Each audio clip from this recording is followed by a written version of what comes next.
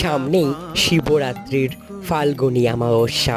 তাই চলো আজকে সোনামাকে এই শাড়িটি দিয়ে শৃঙ্গার করি। তোমরা কমেন্ট করে জানিও এই শাড়িটির এক্স্যাক্টলি কী নাম।